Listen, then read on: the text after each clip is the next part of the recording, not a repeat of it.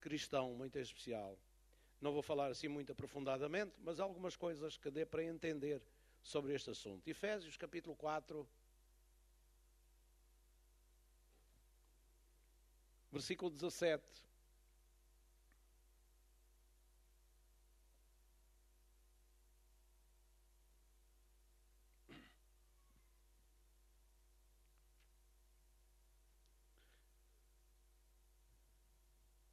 Efésios 4, 17. Se os irmãos não se importam, colocamos de pé para fazer a leitura.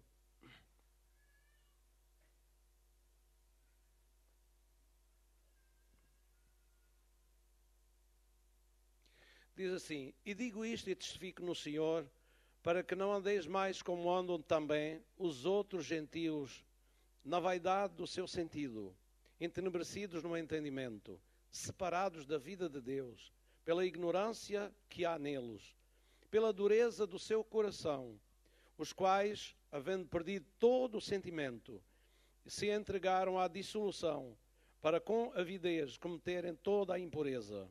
Mas vós não aprendestes assim a Cristo, se é que o tendes ouvido e nele fostes ensinados, como está a verdade em Jesus.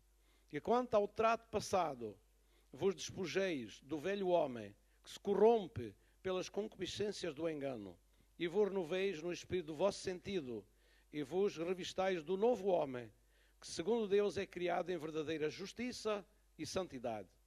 Pelo que deixai a mentira, e falai a verdade, cada um com o seu próximo, porque somos membros uns dos outros. Amém. Tem aqui então a leitura bíblica. Querido Deus e Pai, obrigado pela tua palavra, que nos ensina, que nos dá entendimento, que nos ilumina e que nos exorta também, Senhor, para que nós possamos viver com um caráter, Senhor, que possa trazer a semelhança do Deus vivo e verdadeiro para a nossa vida, o nosso viver, e assim ser refletido na nossa sociedade como uma luz entre as trevas.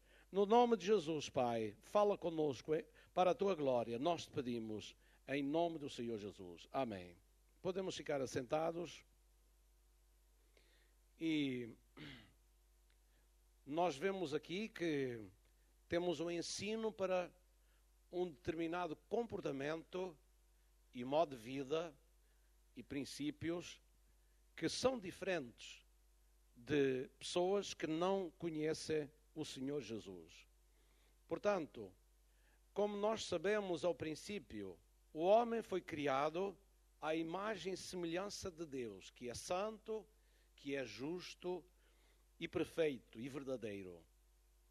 Mas o homem não permaneceu nessa condição. Nós sabemos pela Bíblia que o homem, ao ser tentado lá no Jardim do Éden, deixou entrar o pecado, e o pecado veio trazer toda uma série de influências negativas que começaram a caracterizar a personalidade das pessoas ou o caráter das pessoas. Então, ele não permaneceu, portanto foi atingido pelo pecado e a sua natureza moral foi corrompida. Ou começou a degenerar. E, através dos séculos, dos milénios, o homem tem tido momentos de degeneração acelerada. E depois é contida porque há algum juízo, há uma mudança. E trava um pouco essa degeneração. Mas a própria natureza humana é tendenciosa para a degeneração moral. Por isso, o caráter cristão é alguma coisa muito importante na vida de cada um daqueles que quer servir a Deus e refletir o seu caráter, quer refletir a luz do céu na sua própria vida também. Amém? Glória a Deus. Porque a definição de caráter é o conjunto das qualidades boas ou más, porque o caráter pode ser bom ou pode ser mau. Boas ou más de um indivíduo que determinam a sua conduta em relação a Deus, a si mesmo e às outras pessoas, ao próximo. Essas características que formam esse caráter são responsáveis pela maneira como uma pessoa age, regula as suas escolhas e decisões. Portanto, o caráter de uma pessoa não apenas define o que ela é, mas também descreve o seu estado moral e o distingue das demais pessoas. Isto é, o caráter de uma pessoa, ela se evidencia e mostra o seu lado moral, não é? O que ela é. Mas também distingue a pessoa das outras pessoas. Nós somos distinguidos pelo nosso caráter, com características próprias, tanto na nossa personalidade moral, como física também. Então, todo esse conjunto nos define. Os irmãos me definem a mim por causa das minhas características. Eu sou inconfundível. Pelo menos até que apareça um gêmeo, não é? Alguém que seja exatamente, ou parecido, muito parecido comigo, e que me confundam, não é? Mas eu tenho um caráter, tenho características próprias, que até de costas os irmãos me conhecem. Me distinguem. É verdade ou não é? Me distinguem. Porquê? Porque há características próprias da minha pessoa. E eu sou distinguido. Tem esse conjunto de coisas, tanto no lado moral, como espiritual, como físico, afinal de contas, o caráter da pessoa e as características próprias de uma pessoa. Mas o que nós queremos distinguir aqui não é a parte externa da pessoa. A parte externa que tem as suas próprias características próprias de cada um e o distingue uma pessoa da outra. O meu cabelo não é igual ao cabelo aqui do irmão Prima. Não é igual. Os meus olhos também. O meu nariz também não é igual. Eu tenho um nariz assim único, não é? O meu rosto assim arredondado e também não é igual. E talvez não seja igual a de nenhum dos irmãos que estão aqui. Então, essas características externas me distinguem. É ou não é? Elas me distinguem. Por isso eu distingo no grupo. Está aqui muitas pessoas, mas os irmãos sabem onde é que eu estou. Podem-me distinguir no meio do conjunto social onde estou. Glória a Deus. Muito bem. Mas agora, o que nós queremos é a parte moral. A parte moral é que é o mais importante. Glória a Deus. E se essa parte pode ser agradável, pode ser aceitável ou pode ser reprovável. E é aí que nós precisamos de hoje conhecer um pouco acerca. Meus irmãos, falando em termos da Bíblia, o caráter cristão é formado pelos ensinos da palavra de Deus. Não tem outra maneira de formar o nosso caráter cristão. Por um lado, a Bíblia é cheia de ensinamentos referentes à virtude, à moral e ao caráter do cristão ou dos cristãos. Por exemplo, os preceitos da lei, os 10 mandamentos, por exemplo, não são preceitos que ensinam as pessoas a ter uma conduta em relação a Deus e em relação ao próximo. Sim, com certeza, eles ensinam a não mentir, a não dar falso testemunho, a não cobiçar, a não ter inveja ou assim das outras pessoas e também a dar lugar a Deus em primeiro lugar e acima de tudo adorarás o Senhor teu Deus, não terás outros deuses diante de mim, etc, etc. Então define uma conduta espiritual e moral no nosso relacionamento uns com os outros. E nos ensinam o que não devemos fazer e ensinam-nos o que devemos fazer. As mensagens éticas dos profetas, nos livros proféticos, eles ensinam-nos também como viver. Eles insistem em Israel, para que Israel seja justo, Israel viva em verdade, Israel tenha uma conduta uns para com os outros, que se amem uns aos outros. Isso é uma mensagem contínua dos profetas para o povo de Deus. Portanto, insistia para que o povo tivesse uma conduta digna, virtuosa, uma conduta moral, consistente com a sua fé, a sua religião, a sua crença. Então, lá está também. E os ensinos de Jesus? Não ensinam também a virtude?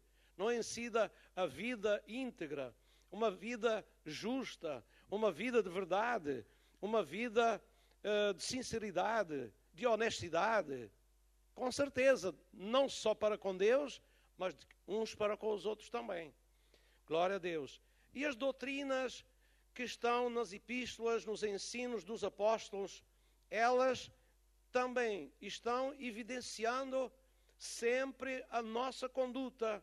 Como acabamos de ler o apóstolo Paulo na carta aos Efésios, ele está aqui dizendo estas palavras: digo isto e testifico no Senhor, para que não andeis mais como andam também os outros gentios, na vaidade do seu sentido. Significa que eles tinham que ser diferentes, ou deviam ser diferentes.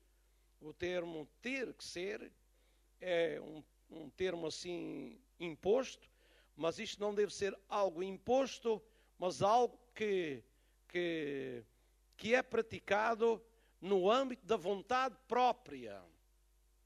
Amém? Mal vai uma igreja que os membros da igreja fazem porque o pastor manda. Mas a igreja e cada membro da igreja deve fazer porque reconhece os princípios bíblicos, quer agradar a Deus, e a sua vontade própria está em ação, está motivando, está fazendo com que ele faça assim, ande assim, se comporte assim. A vontade própria é muito importante. Glória a Deus. Não é porque tem que ser, é porque Deus ensina e Deus procura ver se agrada. E só assim podemos refletir o caráter de Cristo que Ele manifestou no seu viver e ensinou para nós vivermos também. Então a palavra de Deus nos ensina, a palavra de Deus nos mostra o caminho, não é?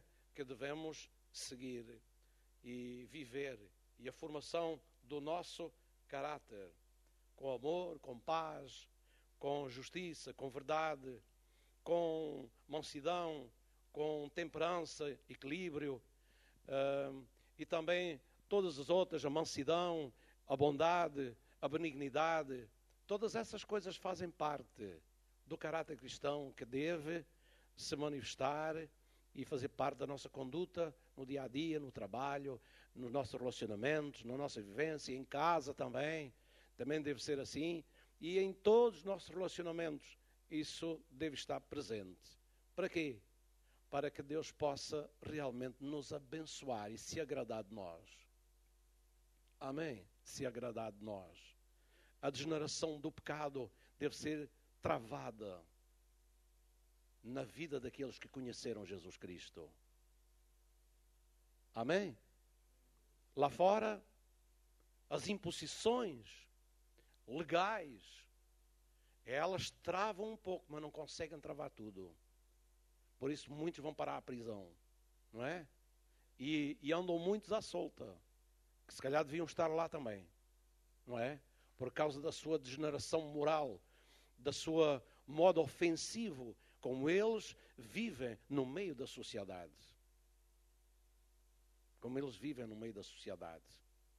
Já iremos ver algumas coisas relacionadas com isso. Não só a palavra de Deus, ela nos ensina, mas o Espírito de Deus que foi enviado quando Jesus subiu para o céu e foi glorificado à mão direita do Pai, o Espírito de verdade, o Espírito Consolador, o Espírito Santo, ele veio para formação, para trabalhar em nós, para nos estimular, para nos confortar, para nos habilitar a viver uma nova vida e formar um novo caráter, isto é, para que a palavra de Deus se cumpra em nós. Note bem o que eu estou a dizer. A palavra de Deus se cumpra em nós. Não estou a falar de eu cumprir a palavra de Deus. Eu estou a falar que a palavra de Deus se cumpra em nós. Tem alguma diferença? Uma coisa é eu querer cumprir a palavra de Deus pela minha força, pela minha capacidade, pelo meu esforço próprio, pela minha vontade própria. É verdade que eu devo ter vontade que a palavra de Deus seja cumprida na minha vida. Que eu seja como que um adereço, um ornamento da doutrina de Cristo, como a Bíblia diz. Um ornamento. Eu ornamente, a minha vida seja um ornamento, seja alguma coisa que reflete a doutrina do Senhor no mundo onde estou. Mas uma coisa é eu cumprir através do meu esforço próprio, da minha capacidade. Outra coisa é eu ser ajudado por alguém para que a palavra de Deus se cumpra em mim. Amém? A palavra de Deus se cumpra em mim. E para isso nós precisamos de um ajudador indispensável para que a palavra de Deus se cumpra em nós. Qual é esse ajudador? É o Espírito Santo de Deus. Amém? Ele não age exclusivamente para profetizar, ou dons, ou ministérios, para evangelizar e para falar de Cristo, pregar e ensinar. Não. O Espírito Santo não veio só para me capacitar a pregar o Evangelho. O Espírito Santo veio para me capacitar a viver a palavra de Deus. Amém? Me fortalecer interiormente, me capacitar, me dar condições para que a palavra de Deus se cumpra em mim. Através da morte de Cristo, os meus pecados foram perdoados. A minha vida foi limpa e lavada pelo precioso sangue de nosso Senhor Jesus Cristo. Certo? Acreditamos nisto. Quem está lavado não precisa de lavar senão as mãos e no mais todo está limpo, disse Jesus a Pedro, não é? Disse Jesus a Pedro. O sangue de Jesus nos purifica e nos purificou de todo o pecado cometido. Mas o que é que nos impede então de pecar? Se a natureza antiga, como os outros lá fora, ainda tem tendência a atuar em nós.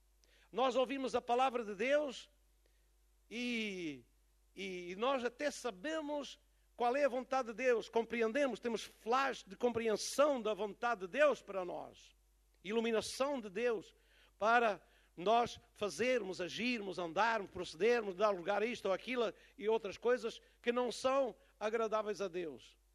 Mas como é que nós vamos resistir? Como é que nós vamos pôr em prática? Como é que nós vamos fazer essas coisas? Pôr em prática isso, se nós temos uma tendência e uma carne que é contrária a isso, que tem uma natureza degenerada. Na verdade, o sangue de Jesus nos lavou. E nesse momento o Espírito Santo agiu, fazendo-nos nascer de novo, com uma nova natureza, por causa da palavra de Deus e de Jesus Cristo, que foi aceito no nosso coração. Ele veio habitar em nós. Sim. E agora, Ele nos diz que nos dá o Espírito de Deus para formação também, consolação e poder nos ajudar a cumprir e a andar na sua palavra. Andar na sua palavra. Não é na nossa força. A Bíblia nos ensina que o nosso viver vitorioso não é na nossa força. O nosso viver vitorioso é na força do Senhor. Toda a gente conhece isso. Toda a gente já leu o que diz lá em Efésios capítulo 6, versículo 10. Fortalecei-vos no Senhor e na força do seu poder. Amém? Conhecemos ou não conhecemos este versículo? Já o temos lido muita vez ou não temos? Quantos é que têm lido? Conhecem este versículo? Vá lá.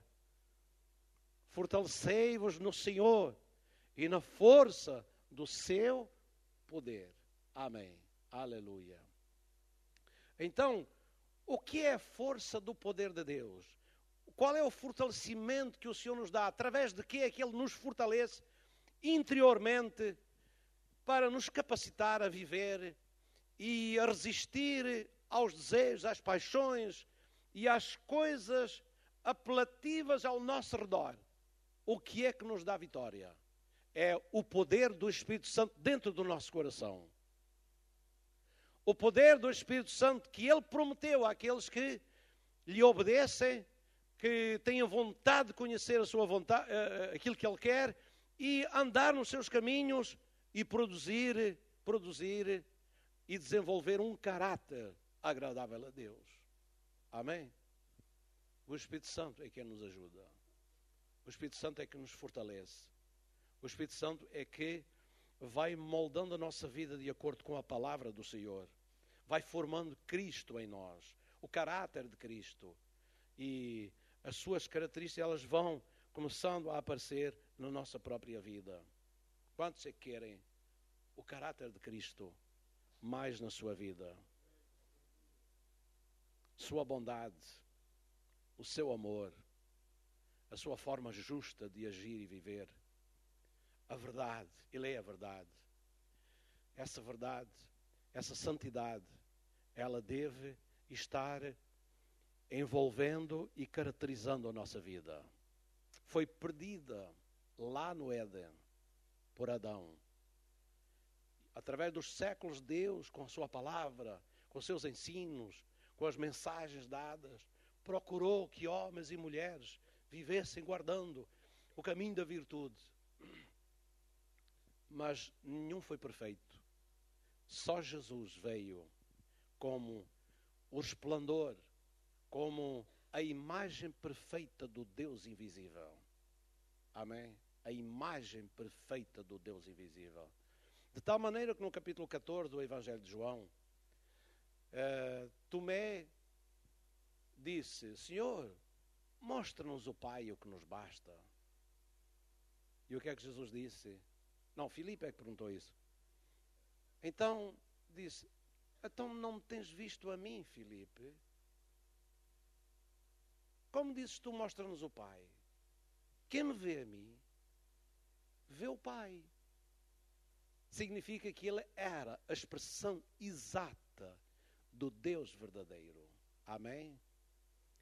É essa expressão, é essa imagem que Deus quer restaurar na nossa vida. Que foi perdida essa imagem lá no Jardim do Éden, e ao longo da história se perdeu essa imagem, sendo apenas mantida de alguma forma no povo de Deus que veio seguindo e guardando, e Deus veio trabalhando na sua vida, mas que agora em Cristo Jesus se manifesta em sua glória, a imagem do Deus invisível, para nós podermos conhecê-lo e viver como Ele deseja que nós vivamos.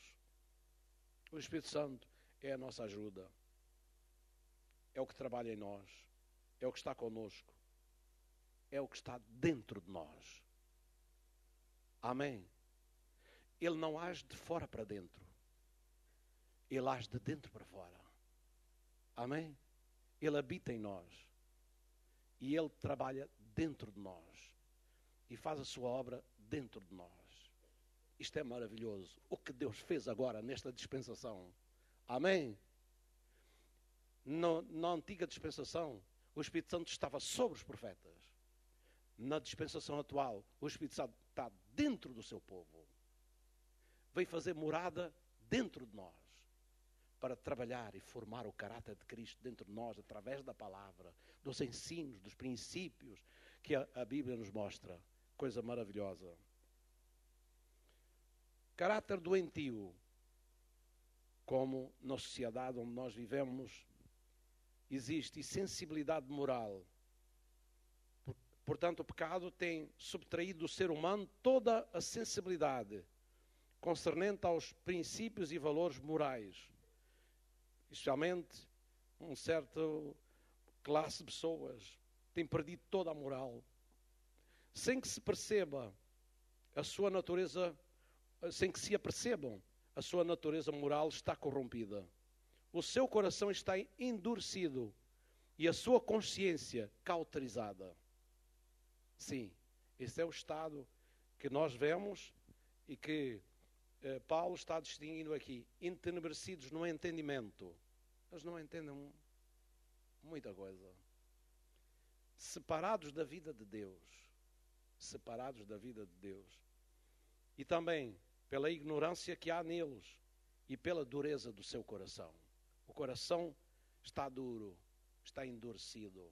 A sua consciência está cauterizada e estão separados da vida de Deus e o seu entendimento está como que às escuras, entenebrecido às escuras. Então, uma pessoa assim, como é que age?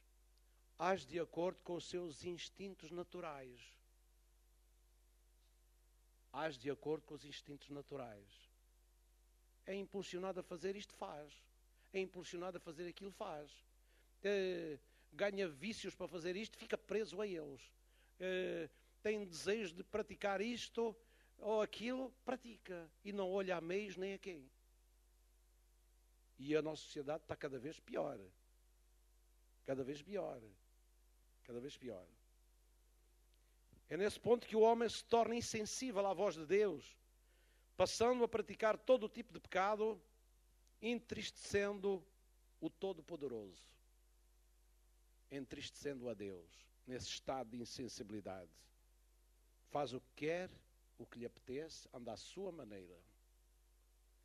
E procura fazer de tal maneira as coisas à sua maneira. De vez em quando vão parar à cadeia e já não vão parar mais, porque daqui a pouco os ladrões são mais do que os polícias e do que os guardas prisionais e os lugares prisionais, e também está em crise, também não pode sustentá-los. Então, torna-se uma dificuldade em deter. Agora, no outro dia estava ouvindo que foram, não sei se foram 3, foram 4 assaltos programados, não sei se foram programados, mas foram quase ao mesmo tempo. Então significa que a polícia recebe aqui uma notícia, outra além, depois outra acolá, e às tantas, quer dizer, não sabe para que lado se há de voltar, porque é difícil. Então, um rouba aqui, outro rouba acolá, outro rouba aí, e aqui o nosso Algarve também está aí cheio de coisas, de roubos e assaltos, e às vezes com crimes à mistura. Crimes de matar pessoas, não é? Criminalidade de pessoas serem fatalmente atingidas. Estamos numa sociedade que vai caindo cada vez mais. Permissividade é o que acontece quando o homem não resiste às forças do mal. Há crentes a aceitar e outros até a buscar no comércio, na sociedade e em determinadas coisas alcançar os seus objetivos sem olhar a meios. Oxalá que isso não aconteça assim tão frequentemente, mas por causa às vezes das ambições pode-se deixar levar para esse lado. A mentira, há muitas formas de mentira. Alguém disse que é como um cabo que pode ser utilizado em várias ferramentas para determinados serviços e utensílios e objetivos. Um cabo, a mentira, pode encaixar numa ferramenta para determinado assunto, para determinado outro, e assim um cabo para muitas ferramentas. Ela aplica-se em muitas áreas, muitas formas, não é? Muitas formas. Então, a mentira é alguma coisa que caracteriza a nossa sociedade. Ela até logo desde pequeninos. Hoje, por acaso, ao almoço, estávamos a falar umas coisas lá à mesa. Eu não vou dizer aqui, claro. São coisas particulares, não é? Mas a gente diz, isto é tudo massa, é tudo feito da mesma massa, não é? E às vezes os mais velhos, muito rigorosos com os pequenos e não conseguem compreender e determinadas coisas, e já se esqueceram que foi exatamente como eles fizeram o mesmo que eles faziam, que eles fazem agora. Mas agora são muito exigentes, são muito morais, são muito e já se esqueceram das mentiras que puseram quando eram pequeninos. Já estão aqui, já se esqueceram das mentiras que puseram, do que tiraram que não devia ter tirado, mexeram que não devia ter mexido. Vão lá com a memória lá atrás e vão ver que passou-se com vocês a mesma coisa que às vezes veem noutros. A misericórdia de Deus é que foi grande para conosco. Amém? Vocês veem-me aqui e pensam que eu fui sempre um santinho, não foi? Eu fui sempre uma carinha simples, assim, não é? Não fui não. Não fui não. Até com a minha mãe eu era desonesto. Ó, filhos que estão aqui. E esses mais pequenos. Cuidado. Vocês até deviam contar à vossa mãe as malandrices que tenha feito, as coisas que tenha feito. Os mais pequenos. As coisas que não contaram verdade, que não disseram, que encobriram e que... Enfim.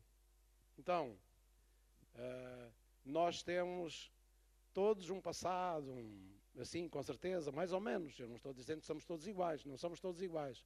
Alguns aprontamos mais. O porta-moedas da mãe foi mais às vezes assaltado do que outros, não é? É. Muito bem, mas o sangue de Jesus nos purifica de todo o pecado. Glória a Deus. Não importa o nosso passado foi lavado.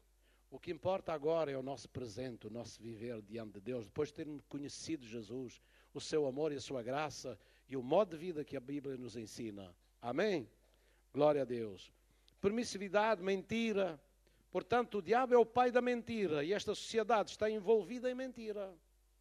Muita mentira, muita coisa escondida que ninguém sabe, que os homens não sabem e só certos grupos é que sabem. E até há coisas secretas que só sabem o que se passa lá dentro aqueles que lá estão. Ninguém mais sabe. Mas não se preocupem com isso. Vai chegar o dia que aquilo que é feito encoberto vai ser tudo propagado à luz do sol. E sobre os telhados todo mundo vai ouvir. Aquilo que fazem em oculto, diz a Bíblia. Vai ser proclamado em voz alta e conhecido de todo mundo.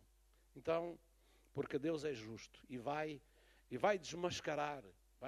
Se não for enquanto vida, no juízo final, tudo vai ser desmascarado.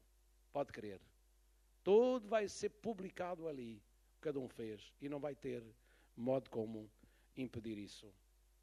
Malícia é outra deformação doentia do caráter e ação que realmente causa prejuízos e uma deformação de caráter.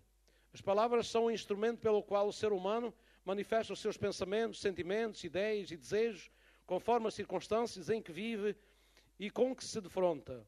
O que o homem pensa e fala reflete o seu caráter. A malícia é um pecado que macula e perverte o caráter cristão também. Os maliciosos geralmente pensam e falam o pior acerca dos outros e veem a maldade em tudo.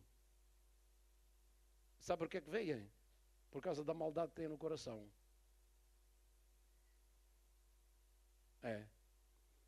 Às vezes é caso para dizer assim, quando a pessoa está a pensar mal de nós, acaba de dizer assim, certamente estás-te a ver ao espelho, não é?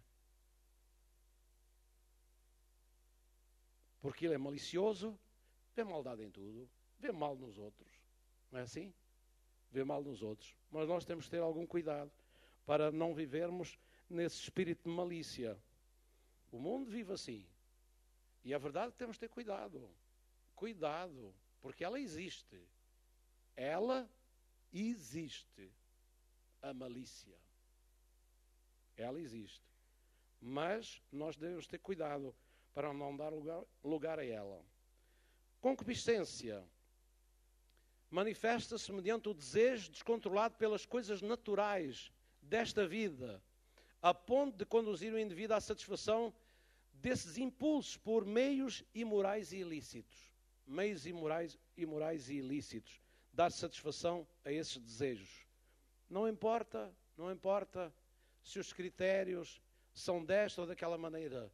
Ele tem desejo de praticar, de pôr em ação, tem os impulsos e vai em frente e faz e pratica. A cobiça. Cobiça é um desejo impetuoso e desequilibrado para adquirir bens materiais, inclusive alheios. É o caso, que já vemos aí, os roubos e essas coisas que acontecem aí, não é? O que é que eles estão? Estão cobiçando o ouro e a prata e as coisas valorosas que os outros têm nas suas casas, nas casas ou na rua, não é? porque acontece nas casas como na rua. Os carros são roubados da rua, normalmente, e outros bens que estão e têm que ficar na rua, por vezes desaparecem e ninguém mais... Eu lembro que uma vez, lá embaixo, tinha uma motorizada e eu vim ao culto e pus a motorizada ali à porta do culto, pus ali e tal, e foi para o culto e estive lá dentro. Quando chego cá fora, foi alguma brincadeira, pensei isso, alguém daqui fez uma brincadeira e pôs a motorizada mais para ali. Nunca mais a vi. Desapareceu. Evaporou-se. Então, foi só abrir e fechar de olhos, pronto. Aí ela foi embora logo ali, bem pertinho de mim, estava ali a uns 10 metros. 10 metros de mim. Então, a cobiça das coisas, alguém viu, cobiçou-a, pegou nela e foi-se embora. E pronto, não importa de quem era, nem o mal que fez ao coração de quem era, nem o sentimento de indignação que criou, não é? Não, isso não interessa. O que interessa é que se eu sou uma pessoa cobiçosa, o que interessa é eu satisfazer o meu desejo. Cobicei, quero ter. E não importa quem se atinge, se magoa, se indigna, não importa. Ninguém cobiçoso não se importa com os sentimentos dos outros. E a pergunta é, isso é justo? Não. Isso agrada a Deus? Não, desagrada. Isso é punível? É, até pela sociedade. E Deus não vai punir? Chegará o tempo, cada um receberá segundo a sua obra. Amém? Então o crente deve ter um viver diferente das outras pessoas. Muito bem. Como é que vamos manter o nosso caráter, a nossa vivência? Primeiro, temos que manter a nossa comunhão com Deus, com o Espírito de Deus, orando cada dia, fortalecendo a nossa vida espiritual. Temos que conhecer a palavra do Senhor. Nós não podemos viver como os outros vivem. Nós temos que ter princípios, nós temos que ter uma vivência de acordo com a palavra do Senhor. E assim, nós vamos manter a nossa vida. Também tem que haver alguma disciplina, a disciplina do sacrifício. A disciplina implica sacrifício, melhor dito. Implica sacrifício. Ninguém gosta de disciplina.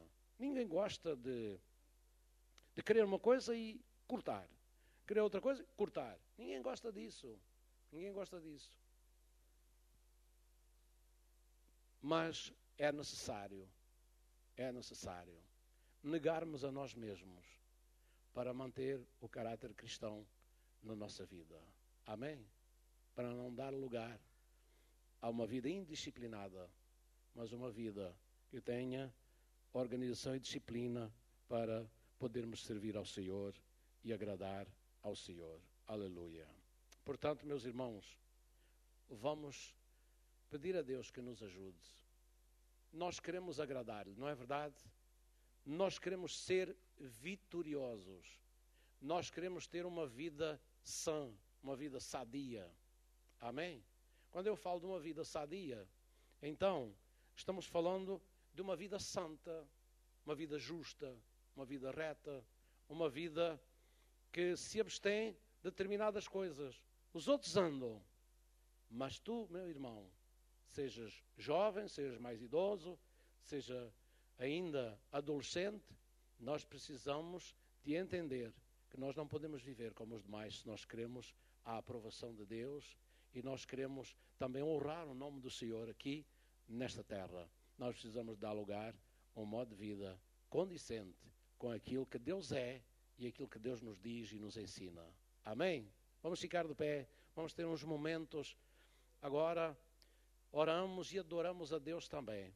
O grupo de louvor vai ficar aqui em cima e nós vamos buscar ao Senhor. Vamos buscar ao Senhor, vamos ter um tempo na presença do Senhor.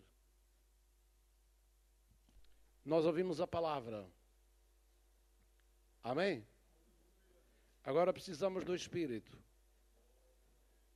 Quantos é que querem, para além da palavra, também ter